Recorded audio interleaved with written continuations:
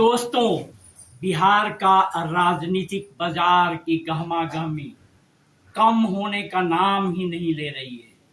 अटकलों पर अटकलें और राजनीतिक पंडित अपनी अपनी दुकान सजाए बैठे हैं। हर कोई दावा कर रहा है कि उसे सब पता है, लेकिन असल में किसी को कुछ पता नहीं है। अब जरा इस वीडियो को देखिए। ठीक है ना। अब आप इधर आइए, देखिए, आइए सब लोग आइए।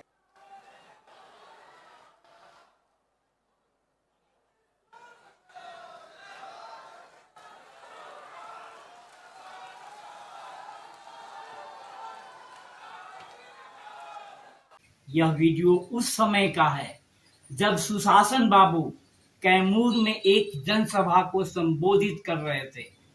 वीडियो में आपने देखा होगा, नीतीश चाचा बोलते बोलते अचानक माइक छोड़ देते हैं और मंच पर खड़े नेताओं की तरफ बढ़ जाते हैं। अब पूरा माहौल सन्न, लोग सोच में पड़ गए, चाचा जान अब क्या करने वाले हैं, क्योंकि मंच पर पहले भी उन्होंने कई बार ऐसे ऐसे कारनामे किए हैं कि लोग पहले से ही अलर्ट रहते हैं। अभी थोड़े दिन पहले की तो बात है, आपने देखा होगा चाचा जान एक लड़की का बुर्का कैसे खींच रहे थे। फिर चाचा आगे बढ़ते हैं और सीधे सम्राट चौधरी के कंधे पर हाथ रखते हैं और कहते हैं, अब आगे से तो इन्हीं को करना है न जी। बस दोस्तों, यही वो लाइन थी जिसने बिहार की राजनीति में भूचाल ला दिया। अब राजनीतिक पंडितों की मानिए तो बिहार को नया मुख्यमंत्री मिल गया। चाचा ने खुले मन से उत्तराधिकारी घोषित कर दिया और बिहारी बुलडोजर भैया को आशीर्वाद मिल गया। आप लोग सोचेंगे कि बिहारी बुलडोजर बाबा क्यों नहीं, लेकिन दोस्तों छोड़िए इन सब बातों को। राजनीति इतनी सीधी नहीं होती है। अब जरा 2-3 साल पुराना दृश्य याद कीजिए। आगे काम करते रहे और जितना संभव था उतना हम सेवा किए। तब तो हमरा एगो बात मानिए, आप लोग तो इतना कर ही लिए हैं कि इतना तो हम लोग कर ही रहे, और जो बाकी भी कुछ भी होगा आपको आगे भी तो तेजस्वी जी पूरा काम को करते रहेंगे और करवाते रहेंगे, कोई दिक्कत नहीं। ये वाला अब यही चाचा एक अलग ही कहानी सुना रहे थे। तो दोस्तों अब क्या कहेंगे आप। चाचा ने ऐसी पलटी मारी कि लालू प्रसाद यादव जी के लाल चारों खाने चीत हो गए। 75 से सीधे 25 पर आ गए।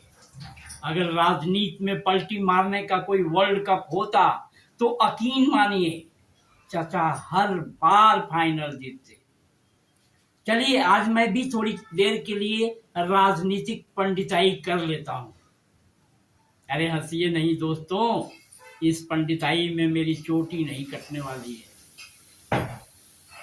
दोस्तों एक बात तो आप भी मानेंगे, चाचा जान बहुत ही महत्वाकांक्षी राजनीतिज्ञ हैं। अब सवाल ये है, क्या बीजेपी इतने सस्ते में मान जाएगी कि चाचा को दिल्ली बुला ले और उनके सुपुत्र को उप मुख्यमंत्री बना दे? जवाब है नहीं। तो फिर असली खेल क्या है? अब मेरी पंडिताई सुनिए। मुझे लगता है कि चाचा जान बीजेपी के सामने एक बड़ा प्रस्ताव रख सकते हैं, अपने लिए दिल्ली में गृह मंत्रालय और बेटे के लिए बिहार में उप मुख्यमंत्री प्लस गृह मंत्रालय। अब आप पूछेंगे दोनों जगह गृह मंत्रालय ही क्यों? तो दोस्तों यही छुपा है असली खेल। आपने देखा होगा पिछले कुछ समय में चाचा की सेकुलर छवि को थोड़ा बहुत नुकसान तो हुआ ही है। आप भी इस बात को मानेंगे। अगर उनके पास गृह मंत्रालय होता है तो वो कानून व्यवस्था और संतुलन दिखाकर अपनी छवि को फिर से मजबूत कर सकते हैं। और दूसरी तरफ बेटे के लिए बिहार में राजनीतिक जमीन भी पैदा कर सकते हैं, क्योंकि एक बार तो उप मुख्यमंत्री पद दिलवा सकते हैं, लेकिन बार बार नहीं हो सकता है ना ऐसा। बिहार में तो यह काम